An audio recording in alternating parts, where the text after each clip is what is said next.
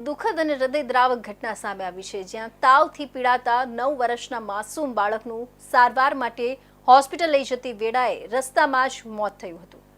પરિવારજનો આ દુર્ઘટનાથી શોકમગ્ન છે અને સમગ્ર વિસ્તારમાં શોકનો માહોલ જોવા મળ્યો છે। શહેરના લીંબાયત વિસ્તારમાંથી એક હૃદયદ્રાવક ઘટના સામે આવી છે, જ્યાં તાવથી પીડાતા 9 વર્ષના માસૂમ બાળકનું સારવાર માટે હોસ્પિટલ લઈ જતી વખતે રસ્તામાં જ મૃત્યુ નિપજ્યું હતું। ત્રિકમનગર વિસ્તારમાં રહેતા નંદકિશોરભાઈ ઠાકરેનો પુત્ર દુર્ગેશ છેલ્લા કેટલાય દિવસોથી તાવથી પીડાઈ રહ્યો હતો।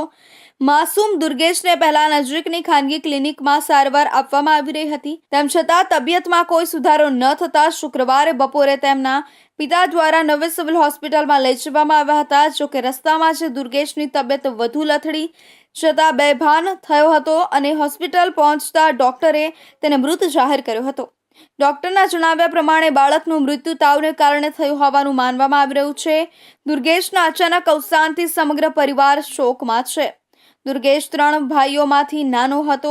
પરિવારનું આર્થિક વળાંક પણ નબળું હોવાથી પિતા ટેમ્પો ચલાવી ગુજરાન ચલાવે છે। આ દુઃખદ ઘટના સમગ્ર ત્રિકમનગર વિસ્તારમાં શોકની લાગણી છોડી ગઈ છે। સમગ્ર વિસ્તારમાં શાંતિનો માહોલ જોવા મળ્યો હતો અને પરિવારે ગમગીન વાતાવરણમાં બાળકના અંતિમ સંસ્કાર કર્યા હતા।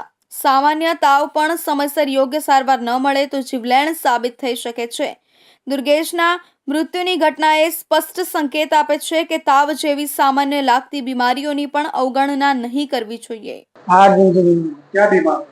बीमारी तो कुछ नहीं है, वो ताव था। कितने दिनों से? 8 दिन कौन से हॉस्पिटल की दवा ली है? प्राइवेट दवा में। अभी ये सूरत में कौन से हॉस्पिटल ली है? Civil civil civil.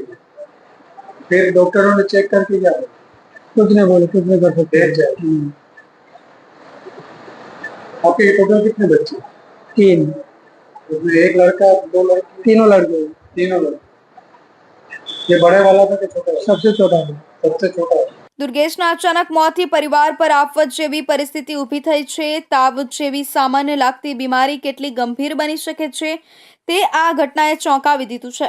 આવા કેસો ન થાય તે માટે તાત્કાલિક સારવારની સુવિધાઓ અને નાગરિકોની આરોગ્ય જાગૃતિ બંને અત્યંત જરૂરી બની ગઈ છે। વૃક્ષો બચાવવાની અને પર્યાવરણ સંરક્ષણની અભિયાન રૂપ ઝુંબેશ એક પેડ માં કે નામ હવે રાજ્યભરમાં જનજાગૃતિ પેદા કરતું